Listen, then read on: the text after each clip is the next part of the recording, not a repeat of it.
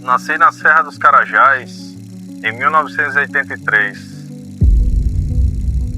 Na Serra dos Carajás.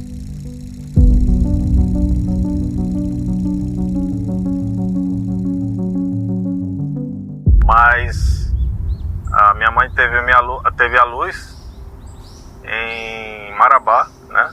Fui registrado lá em Marabá, Pará. De lá,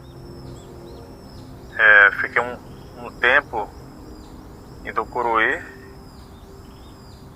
De Tucuruí fui para Manaus. Mas antes disso, tem uma história emocionante nesse tempo, né? Que é a minha adoção. Eu sou adotado, né? E a minha mãe, Luciane dos Santos da Silva, me adotou. Então, nessa história, existe a minha mãe biológica e minha mãe que me criou, né? O nome da minha mãe biológica é Elza Henrique de Oliveira. E o nome da minha mãe que me criou é Luciane dos Santos da Silva. Nessa parte da minha história, a minha mãe biológica foi para Tucuruí, no Pará, e se encontrou lá, né? Mas bem antes disso, a minha mãe, como eu havia falado, assim, um tempo atrás para você, que ela trabalhava numa casa, em tempo ainda do auge da Serra Pelada ainda, né? Do tempo do ouro, do garimpo. E lá ela trabalhava como garota de programa, né? Na época. Então, existe uma regra lá para ela dizer que nessa casa onde ela trabalhava, que a regra é o quê? Se engravidar, não poderia mais ficar na casa. E aí ela passou esse período lá e ela engravidou. E ela teve que correr para Marabá para tentar tirar, ou em Tucuruí. No caso, ela foi para Tucuruí tentar tirar. Lá ela conseguiu se encontrar com a minha mãe que me criou, a Luciane, e falou que, espraguejando, né, falando, tem que tirar essa criança só me dá dor de cabeça, era para me estar ganhando meu ouro, era para me estar ganhando meu dinheiro, tal, porque ela sempre foi muito vaidosa e gostava muito de gastar e ter o seu dinheiro dela, ela sempre foi independente. E minha mãe, que me criou, escutando essa conversa, ela falou: não fala isso do seu filho. Porque se não fosse ele aqui, eu estaria ganhando meu dinheiro, entendeu? E aí ela disse... E ela estava nessa clínica justamente para poder fazer o aborto. E na história que minha mãe repassou, e os demais, né, que conhecem, da minha família, eu ia ser o 13º filho a ser morto nesse dia. E minha mãe, que me criou, falou: olha, eu vou cuidar de você, eu vou te bancar, eu quero que você vá para minha casa, que eu vou cuidar de você. E aí as duas começaram a entrar em conversa e tal, e foi para casa de minha mãe, em Tucuruí. Chegando em Tucuruí, a minha mãe disse: olha, tu fica aqui em casa, já conversei com meu esposo, né? Você vai ficar aqui em casa e a gente vai te ajudar com roupa, comida, alimentação e tudo. O que você precisar, a partir de hoje o filho vai ser meu e eu vou ficar com ele. Passado de um tempo, né, que eu já estava prestes a nascer, já uns 7 meses mais ou menos, a minha mãe conseguiu uma vaga para trabalhar. Ela queria: não, Luciane, eu consegui uma vaga de trabalho, preciso trabalhar, ter o meu próprio dinheirinho e tudo. E minha mãe falou: não tem problema, pode ir. E aí ela começou a trabalhar para essa moça desse cartório, né? Era um cartório, só para varrer, tal, fazer as coisinhas básicas, né? O que poderia ela fazer, né? Já estava praticamente quase dando à luz nesse período. E aí ela começou a dona do cartório começou a conversar com ela e dizer assim, olha, eu vou te dar tanto para você me dar o menino. A minha mãe, gananciosa e gostava de dinheiro, ela disse, tudo bem, mas tem um problema, eu já dei essa criança já para uma outra mulher que cuida de mim, e eu dei essa criança para ela. Faz o seguinte, vai trazendo as tuas roupas para cá aos poucos, com o tempo ela vai nem perceber, e aí eu vou te botar num lugar, tu vai ganhar o teu dinheiro e tudo. E assim foi.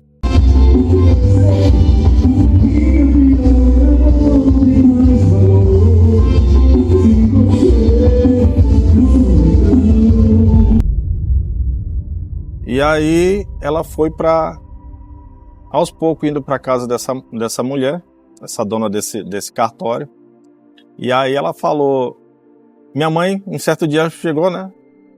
E entrou no quarto de minha mãe. E viu que parte das roupas dela já tinha sumido, sapato. E a minha mãe começou a ficar preocupada. E foi até o trabalho dessa senhora, a dona desse cartório. Chegando lá, ela fez o maior escândalo, o maior barraco, o maior do mundo lá, procurando essa dona desse cartório.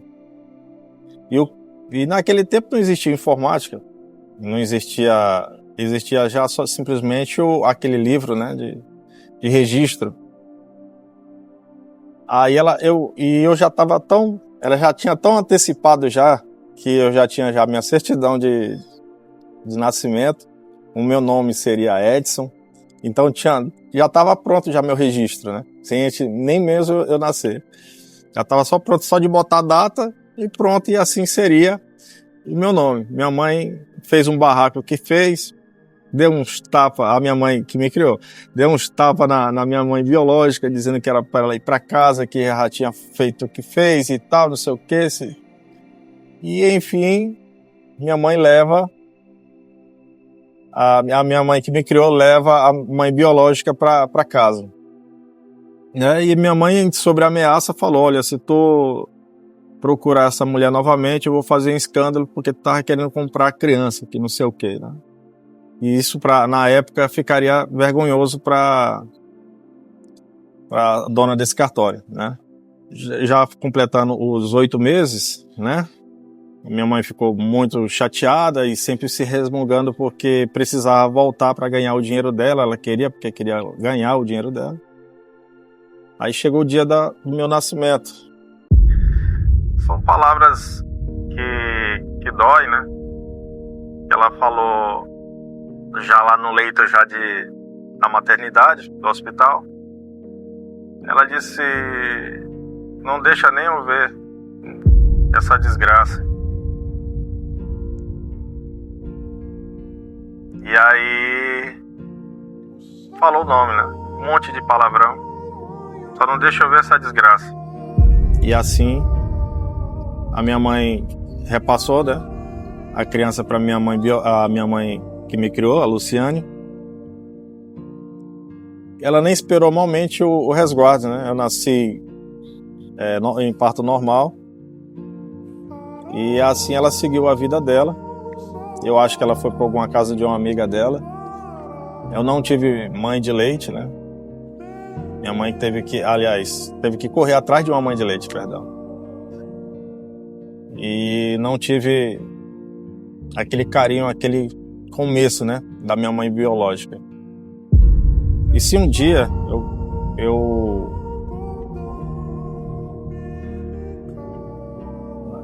deixa pra lá. Na história ela não sei se ela tá viva, mas enfim. Então a minha mãe seguiu o rumo dela e eu fiquei, né? Ela voltou pra Serra Pelada, né? Voltou pra Serra Pelada, ficou lá, o rumo da Serra dos Carajás. E de lá eu fiquei com a minha mãe.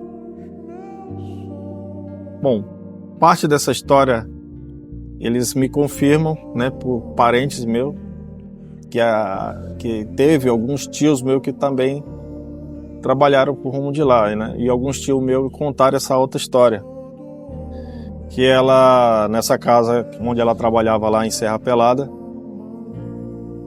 ela foi tentar roubar um dono de casa, né? Daquelas casas de garimpo. E naquela época eles escondiam às vezes o pó ou pepita de ouro dentro de garrafa, aquelas garrafas de KS, né? De refrigerante. Ela conseguiu achar 2 daquelas garrafas, botou dentro da bolsa e foram. Bebeu com esse rapaz, com esse homem, e escondeu e roubou essas garrafas, né? Eram 2 garrafas que ela roubaram, cheias de ouro. Aí no carro, na madrugada, porque sempre ia um carro de lá da Serra até Marabá, ela ia pegar um ônibus de Marabá para ir seguir viagem não sei para onde. Antigamente existia aqueles carros D10, e aí existiu a Rural, né? Então eram os carros que saíam de Marabá, de Serra Pelada para ir para Marabá, e de lá pegavam os carros para ir para Tucuruí, Belém, etc. Na madrugada um dos capangas falaram, né? Um dos capangas que eu digo assim, dos capatazes do cara dono da tenda, né? Falaram: olha, fulano de tal te roubou. Ela tá indo embora, na madrugadazinha já de 5 horinhas para 6 horas. E eles pegaram os carros e foram abordar ela, né? Em uma D10, indo para Marabá. De lá pediram só simplesmente para ela descer, e ela tinha uma coisa que era deles. E ela desceu, e daí soube que que mataram ela, né? Porque no garimpo existia uma lei: roubar jamais, né? E assim mataram ela. Pela história que me passaram, ela foi morta, esquartejaram ela. E daí ninguém sabe quem é o assassino, não tem um nome. E assim foi o fim da minha mãe. Do início da minha vida foi isso, né? Do meu nascimento até aí. Esta cidade na selva amazônica tem 3 anos. Deverá abrigar 45 mil pessoas ligadas à construção de nossa maior usina hidrelétrica totalmente nacional. Meu pai, ele trabalhou ele fez parte da construção da hidrelétrica de Tucuruí, na época, né? Depois da construção de Tucuruí, meu pai resolveu se mudar, sair de Tucuruí para Manaus, né? Eu já tinha meus 3 anos de idade, mais ou menos, 4 anos, e fui para a cidade de Manaus. E lá em Manaus, eu tive a minha infância, minha formação, e lá eu aprendi a ter as minhas responsabilidades como homem, né? Desde pequeno já trabalhava, né? A partir dos meus 12 anos eu já trabalhava já era independente praticamente, né? Minha mãe tinha um comércio, meu pai trabalhava como motorista, e eu trabalhava na vida noturna. E nesse período, né, antes disso, não tinha, nenhum da minha família tinha vocação para ser músico. Simplesmente era eu, né? Meu pai me deu um instrumento, um teclado de brinquedo na época, tipo um xilofone. E foi de lá que eu comecei a tirar as primeiras músicas de ouvido, né? A partir dos meus 12 anos, eu começava a fazer eventos, né, pequenos, como festa de aniversário, festa de debutante, tocando essas músicas, mas era festas infantis na época, né? Tocava mais músicas infantis na época. Então, com o passar do tempo, fui aprendendo e aprimorando mais, né? Com meus 13 anos, eu já estava tocando profissionalmente em barzinhos, não em barzinho especificamente, né? Nos meus 13 anos tem uma história que quando eu já tocava profissionalmente, Eu tocava em uma praça chamada, em Manaus, Praça do Relógio. Que lá a gente tinha vários encontros de músico na época. E lá eu conheci um russo, ele cantava músicas internacionais, né? Falava pouco português, mas ele falava, dava para entender, né? E ele cantava essas músicas de Scorpions, essas músicas internacionais dos anos 80, 90. E aí ele falou, olha, tem uma casa, me viu tocar, né? E ele disse, tem uma casa, isso já entre 13 e 14 anos. Tem uma casa que vou te pagar bem. E aí eu sou acostumado a tocar Hilarie, músicas infantis e etc. para aniversário. E aí ele disse, eu falei, tudo bem, né? Vou te levar nessa casa e vou te pagar, era R$ 150. Ou seja, R$ 150 para quem ganhava 30, né, R$ 20 na época, é muito. E eu fui, mas eu não sabia onde é que era essa casa onde era essa casa que ele queria me levar. E fui. E praticamente era um cabaré. Nessa casa lá, como eu tinha uma estatura, sempre fui um garoto alto, então para mim, quem olhava para mim não dava assim que eu tinha 18 anos, né? Não falava que eu era de menor. Então tudo bem. Parece até coisa do destino, né? A minha mãe era garota de programa, trabalhava numa casa noturna, o filho dela seguiu, né? Mas diferente. E aí trabalhei na casa lá e ganhando esse dinheiro. Eu ganhava por cada vez que eu tocava, sendo que lá a gente trabalhava, era quarta, quinta, sexta, sábado e domingo. Era esses 5 dias. Então eu ganhava bem. Meu pai eu ganhava mais do que meu pai como motorista, né? Na época. E aí, minha mãe, eu começava a guardar esse dinheiro dentro de uma caixa de sapato. Começava a guardar esse dinheiro, mas um adolescente com 13 anos, 14 anos na época, não sabia com que gastar. Então, eu simplesmente guardava aquele dinheiro. Guardava aquele dinheiro e chegou um dia, um período na vida da gente em Manaus, que as coisas começaram a apertar, conta de energia, etc e tal. Começaram a apertar. Meu pai começava a fazer negócios para poder pagar as contas do comércio e tudo, e eu com aquele dinheiro todo ali. Aí teve um momento que a minha mãe levantou uma suspeita, né, que toda quarta-feira eu saía para trabalhar. E a mamãe falou, rapaz, mas toda vez tem gente fazendo aniversário, porque eu fazia às vezes um show por semana, ou às vezes um show por mês, ou 2, 3 shows por mês, e toda semana eu tava. E eu falei, rapaz, João, que é o nome do meu pai, João, dá uma olhada para ver o que está acontecendo com esse rapaz. Esse menino deve estar se mexendo com coisa errada. E meu pai, não, deixa disso, o menino tá ganhando o dinheiro dele, não sei o que. Tá. Eu tinha um tecladozinho na época que era um Gold Star. Não, tinha um Gold Star e tinha um 510. E eu tinha esse 510 que eu levava ele para cima e para baixo. Aí meu pai me seguiu, um certo tempo já, meu pai me seguiu e foi verificar onde é que eu estava trabalhando. E nesse trabalho lá ele foi atrás de mim e viu a casa onde eu estava entrando.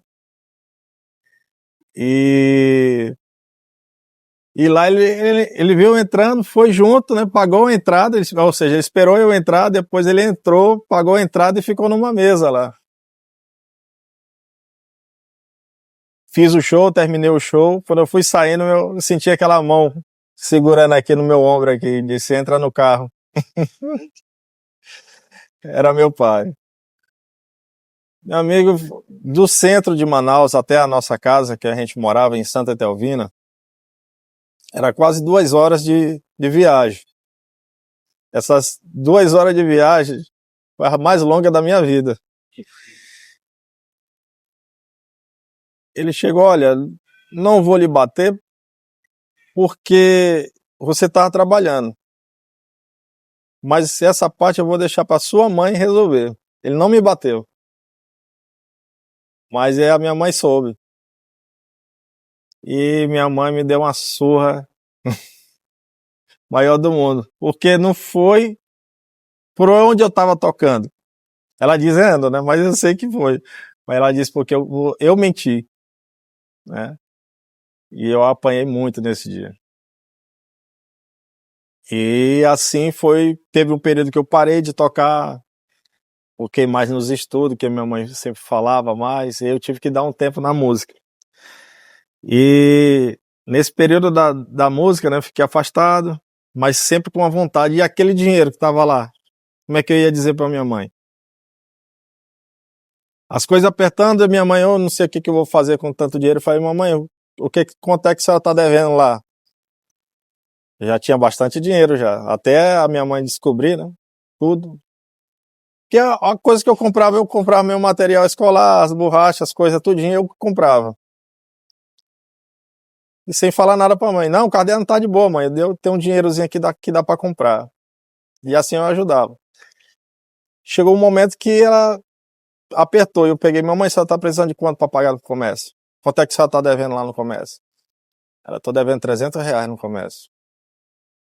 Ele pode deixar que o comércio eu pago. Aí eu fui lá, a minha caixa de sapato que eu tinha, tirei o dinheiro e dei pra ela. Tá aqui, mãe, pode pagar o comércio. Ela disse, de onde tu tem esse dinheiro, menino? Não sei o que, quase apanhando. Tu roubou esse dinheiro? Eu falei, não, minha mãe, não roubei não. Isso aqui eu trabalhei, tinha um dinheiro guardado aí, pronto. Eu falei, a minha mãe, feliz, foi lá e pagou a conta de energia, o comércio. Depois foi a conta de energia. A conta de energia deu 100, eu chegava lá e pagava também. Então eu ficava orgulhoso por essa parte, a minha mãe também, mas ela ficava desconfiada, né? Depois ela viu que como já estava acabando dinheiro, eu comprando comida e etc e tal, as coisas apertando novamente, eu falei, olha, preciso trabalhar para ajudar também, né? E assim eu voltei a tocar novamente, né? Só que eu falava para ela que eu já ia tocar em casas assim, né? Já estava com meus 15 anos já, e ela já tinha um clube, né? Um clube de festa, e eu fui tocar nesse clube de festa. E lá eu tive várias namoradas, e lá em Manaus também eu tive a mãe, né, da minha filha, que mora em Manaus. E hoje mora lá em Manaus também. Não mora comigo. Mas ela tá lá. Torço para que dê tudo certo para ela, que vá muito bem em sua vida.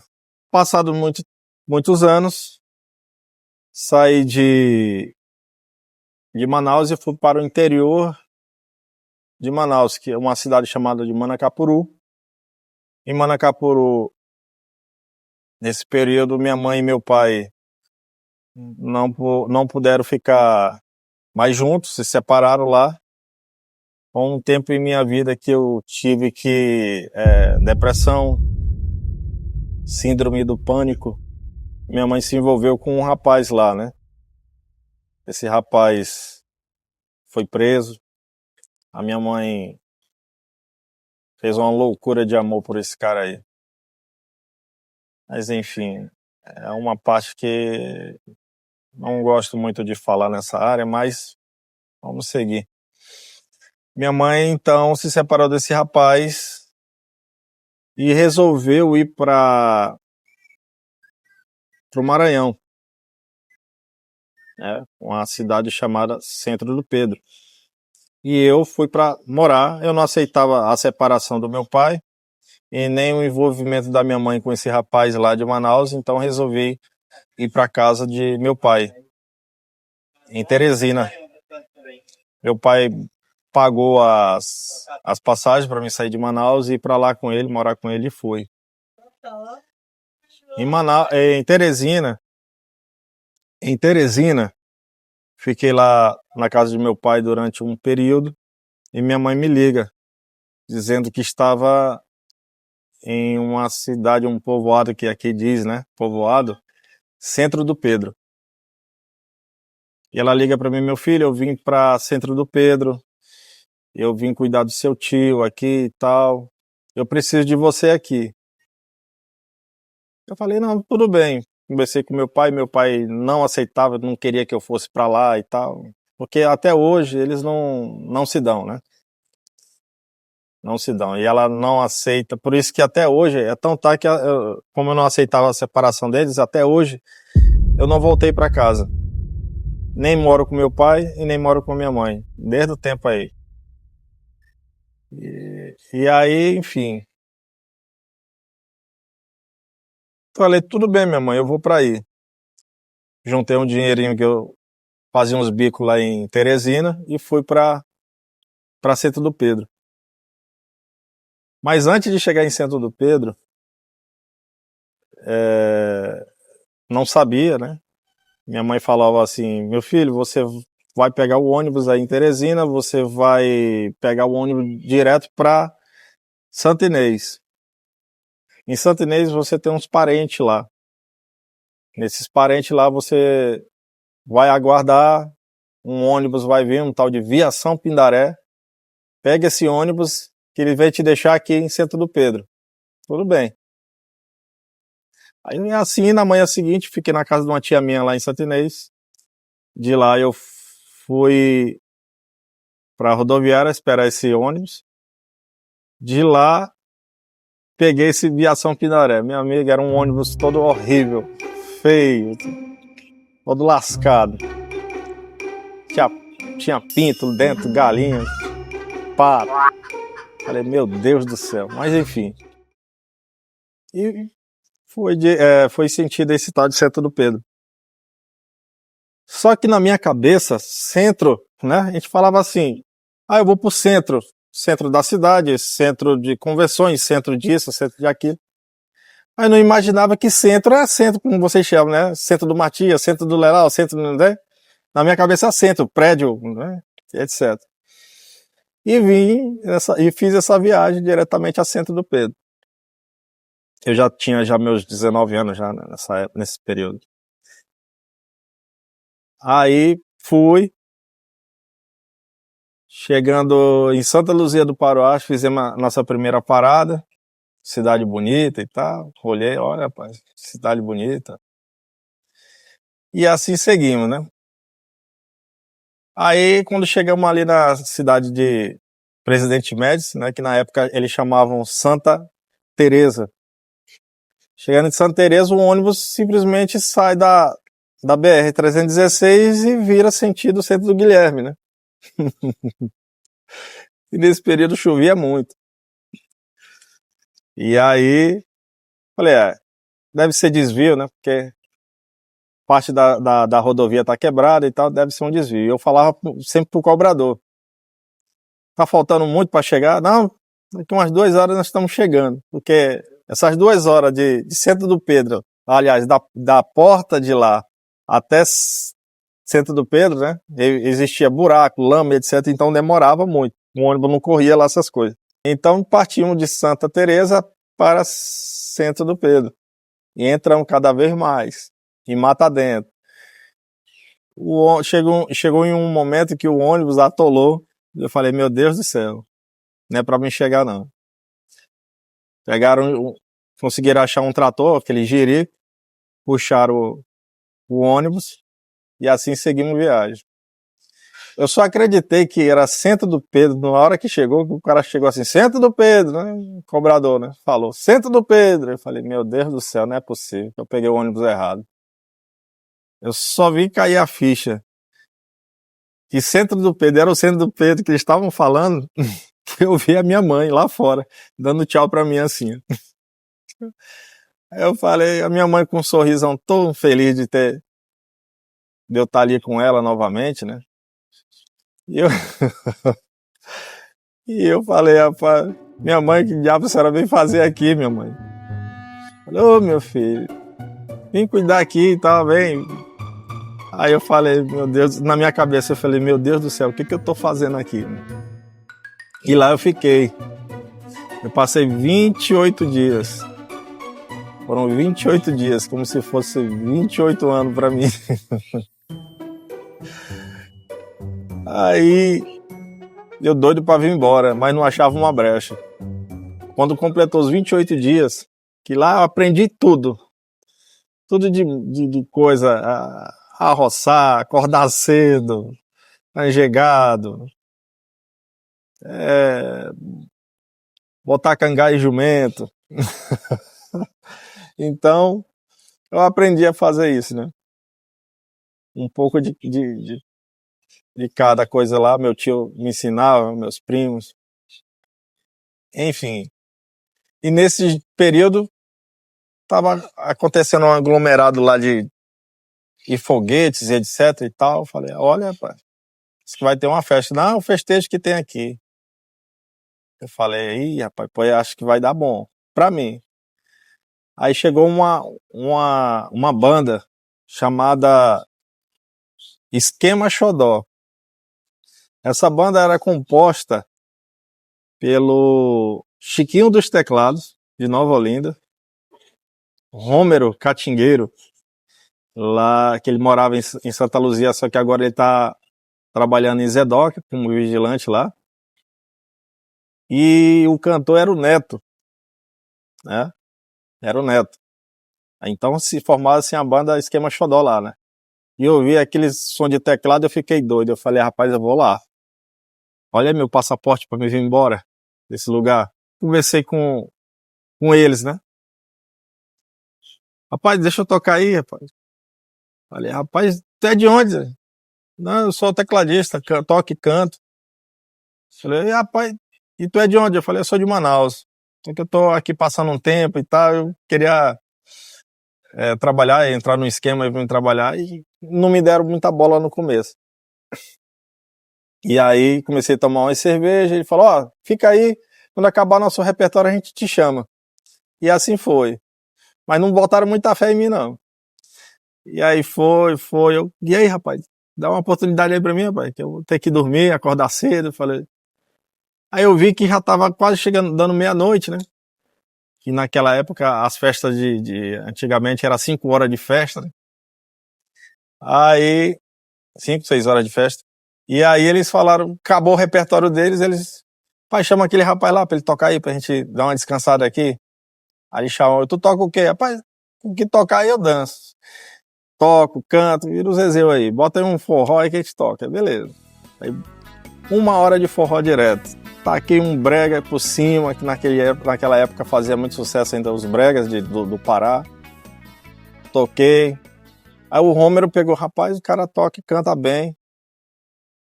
E eu agradeço muito, primeiramente a Deus, né? E depois o Rômero por me chamar depois. Rapaz, olha, tu tem condições de ir para Santa Luzia? Na minha cabeça eu não sabia onde é que era Santa Luzia, né? Falei, rapaz, qualquer lugar não sendo aqui, eu tô dentro. Tem uma banda lá em Santa Luzia que tá precisando de um tecladista. Não tem a manha de ir lá, não? Falei, rapaz, na hora. Olha, tá aqui meu telefone. Tu me liga nesse telefone segunda-feira, tal hora. Aí eu falei, tá bom. Aí eu liguei, na segunda-feira já animado, pra mim eu tinha ganhado a noite. E liguei pro Rômero, né? Tem condições de vir pra cá, pra Santa Luzia? Falei, tem. Juntei um dinheirozinho e vim, né? Tinha um dinheiro guardado já também de Teresina e vim pra cá, pra Santa Luzia.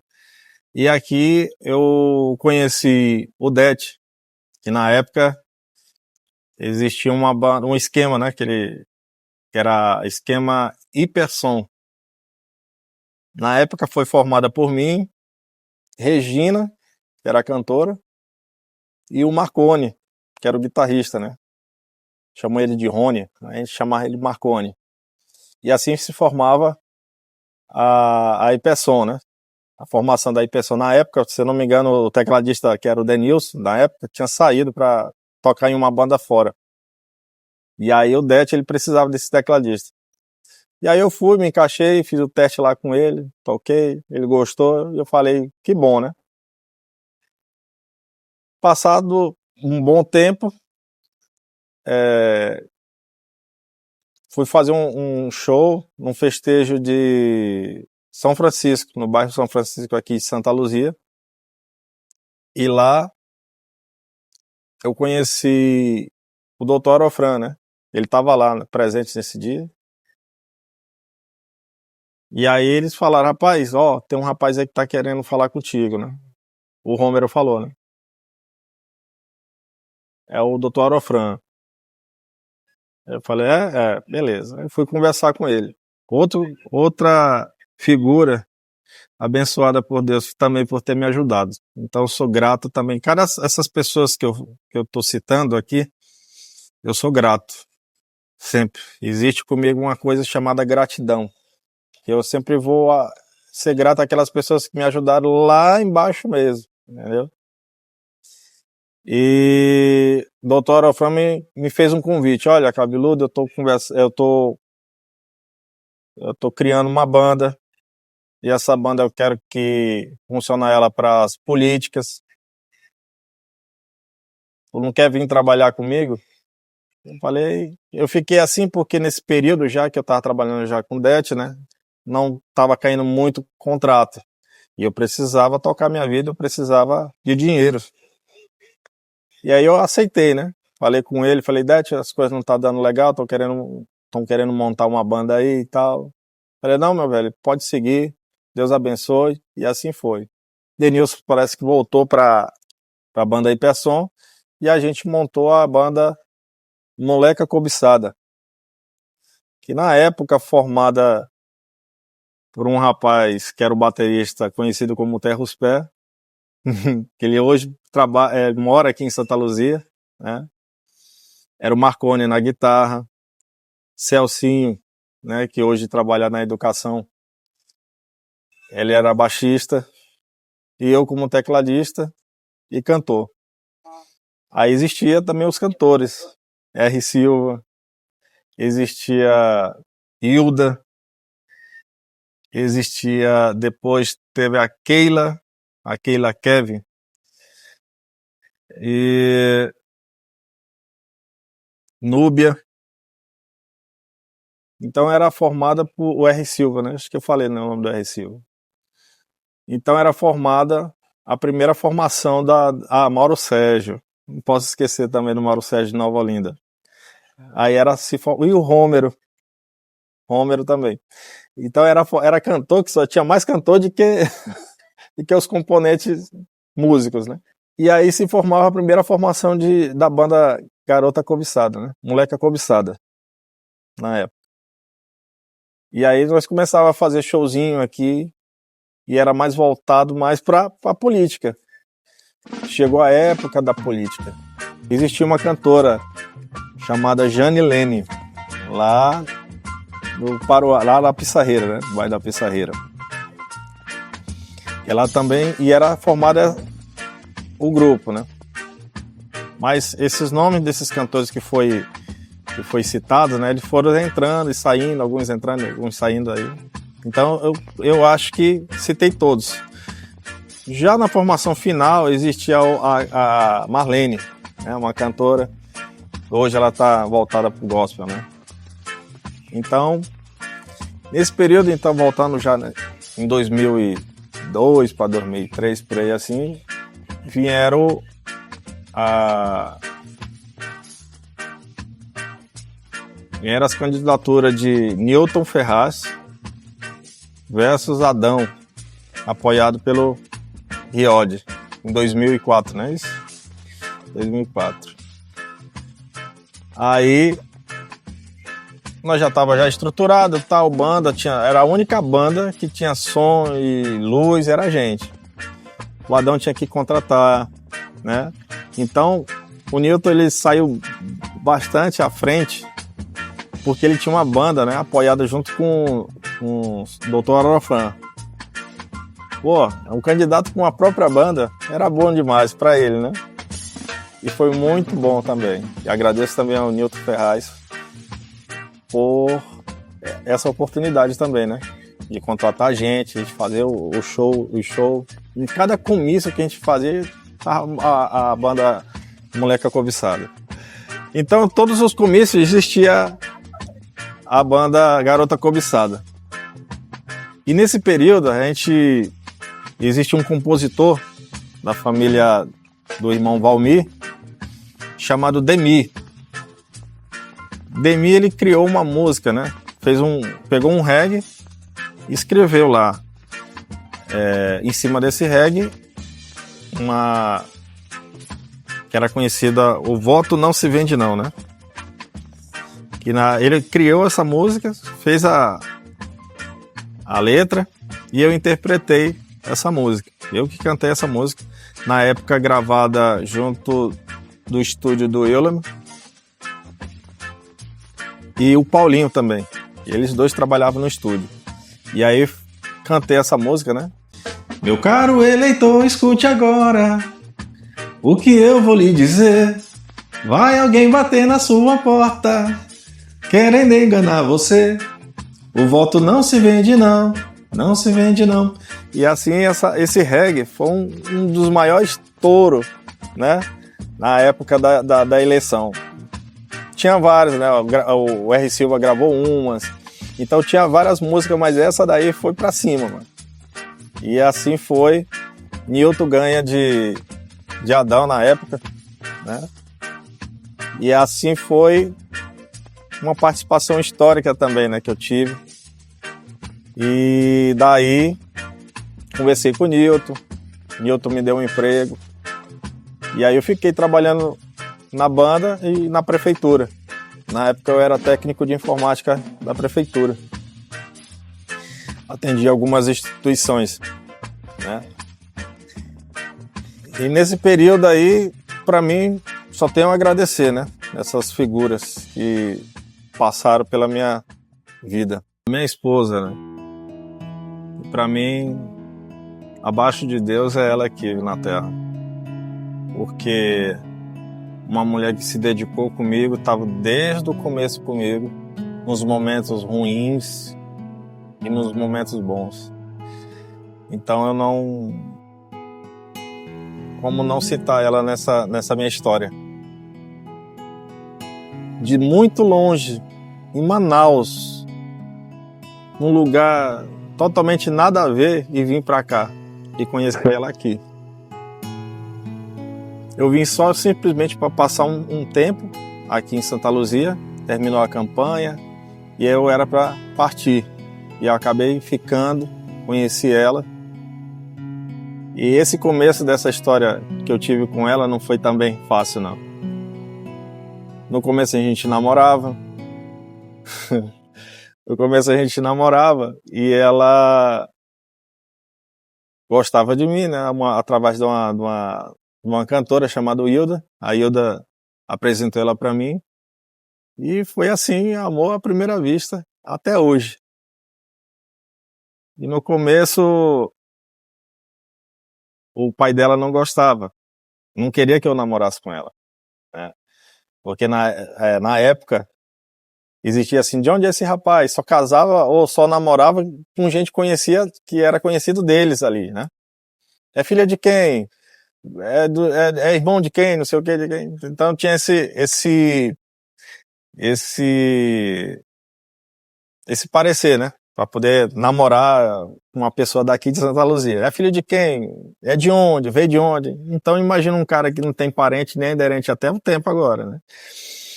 E aí ele não queria que eu namorasse com ela. Aí chegou um certo momento que eu enfrentei ele. Pai, papai parece que não gosta de ti. Ela falando pra mim. Eu falei, pode dizer que eu vou conversar com ele, rapaz. Eu vou lá. Pois tá bom. Aí ela falou pra ele, o rapaz quer conversar com você. Ele disse, tá bom, pode vir aí. E fui, né? Chegando lá, ele falou o que tinha de falar. Rapaz, olha, você tem que entender uma coisa, que esse negócio não vai dar certo.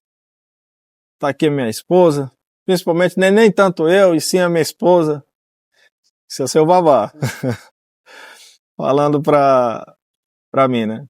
Tá aqui, a minha esposa, coitada, quebrou quase 10 quilos com esse negócio aí, e esse negócio não vai dar certo, eu não aceito isso não. Eu falei, você pode não aceitar, mas ela já é de maior, né? Eu também. E assim foi, saí triste, né? E aí eu esperei o carnaval. Tava chegando o carnaval nessa época. E aproveitei um push, né? Que eu diga assim, um up. Eu fui pro jogo de ou tudo ou nada. Eu queria aquela mulher, pô. Falei, rapaz, agora como é que eu vou fazer pra convencer? Ela já tem um coração. Agora eu tenho que ganhar o coração dos pais, né? Que é difícil. Aí eu esperei o carnaval, uma multidão que para mim foi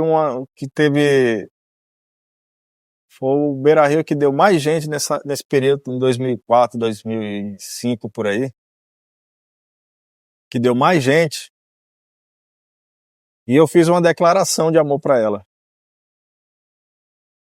Tinha mais ou menos mais de 1.000 pessoas, mais de 2.000 pessoas naquela parte de cima, embaixo, né? E eu fiz uma declaração de amor para ela em cima daquele palco.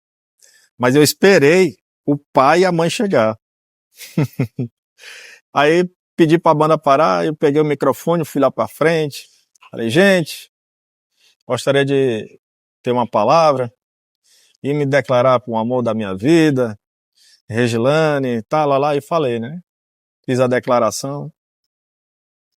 Aí eu, com vergonha, né? Com vergonha assim, nem tanto do público, mas sim dos pais dela que tava lá aí, né? A amiga seu babá fechou a cara, eu falei, ei, rapaz. Mas seja que Deus quiser. No dia seguinte, terminamos o show, no dia seguinte, a minha namorada, né? Na época era a Regilane, chegou pra mim e falou, olha,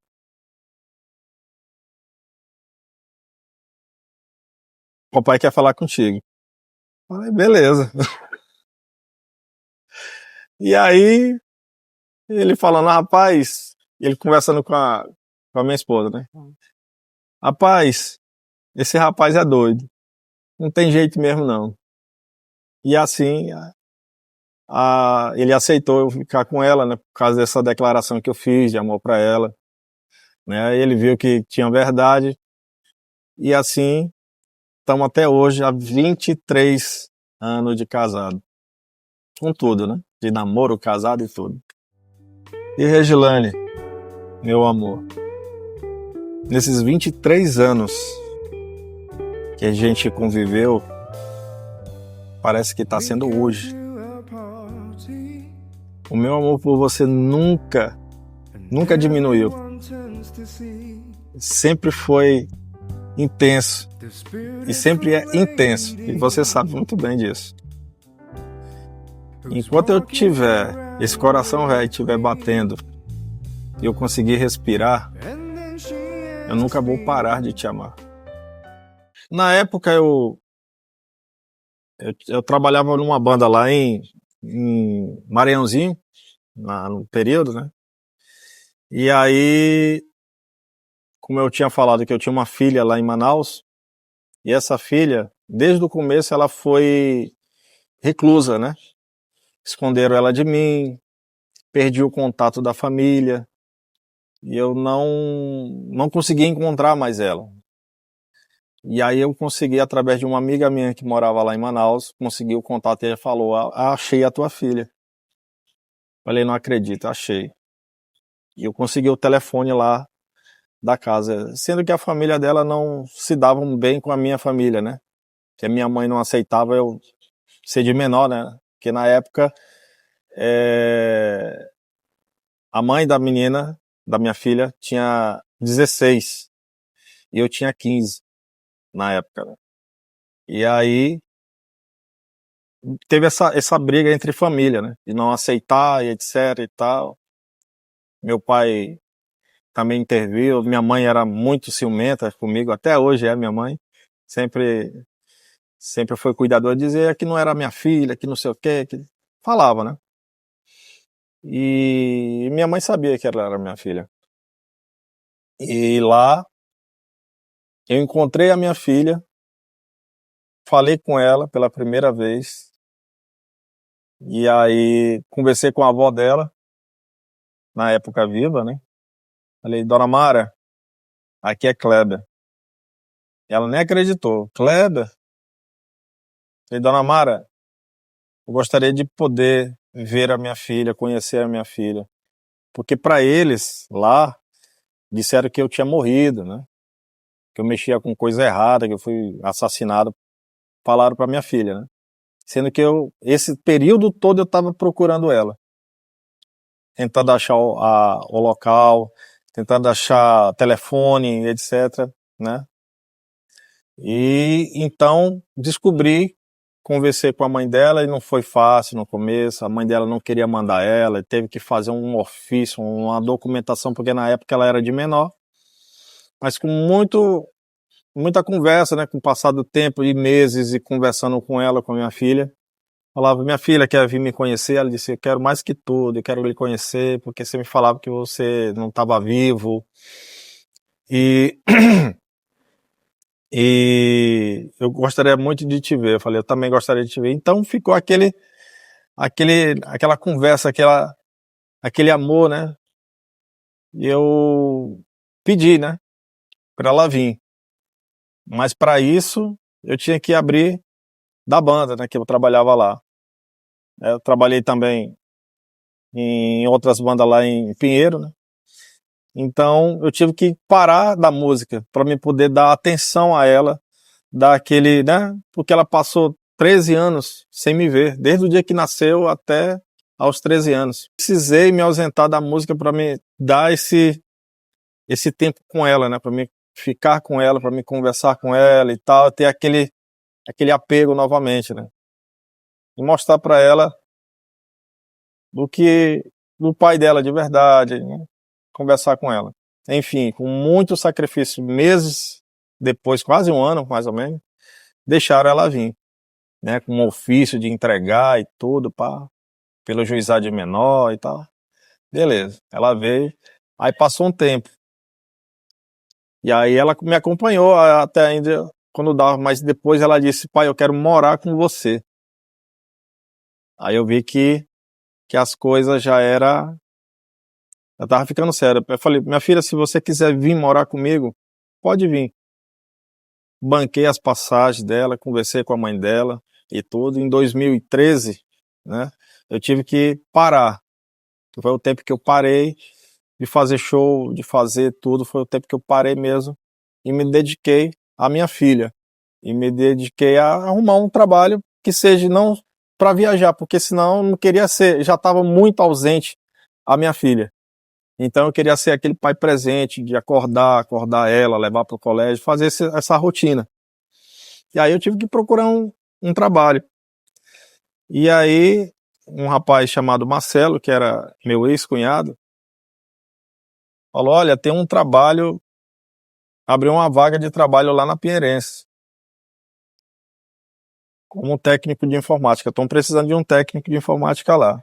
Falei, pronto, deu certo. Aí eu tive que me ausentar desse período da música e me dedicar à minha filha.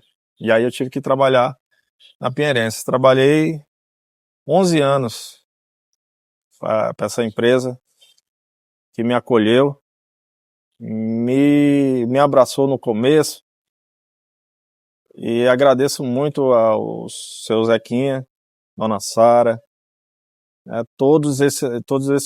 as pessoas que participaram do convívio, do início até a minha saída. Então eu tenho só a agradecer. Saí de cabeça erguida da empresa depois dos 11 anos. Então tá que eu sou um amigo próximo da família, né? Sou um amigo íntimo até hoje. Então, é isso. Então, por isso que eu me ausentei esse período, para me dedicar à minha filha, para ficar esse tempo. Mas a minha filha com o tempo, né, lógico, ela foi embora e eu fiquei trabalhando na empresa. Mas eu sentia no fundo de voltar, né? Voltar a trabalhar na coisa que eu mais amo. Trabalho como técnico de informática e a música. São duas paixões que eu tenho na minha vida que vou carregar para sempre, né? A minha esposa, minha filha, minha mãe, né? E meu pai, ele tá lá em Teresina. Então, é isso. A Deus e a todas essas figuras que eu citei na minha história, na minha vida. Se tiver alguém que eu esqueci, me perdoe. E para mim ser hoje o homem que eu sou, né? Agradeço essa minha história de vida que cheguei até aqui. Desde o meu nascimento até agora. Sempre apareceu pessoas queridas. Algumas não. Algumas não. E meu nome é Kleber. E eu quero dizer uma coisa para vocês. Não desistam. Não desistam do sonho de vocês. Até hoje eu tô correndo atrás do meu. E um dia, com certeza, vai aparecer.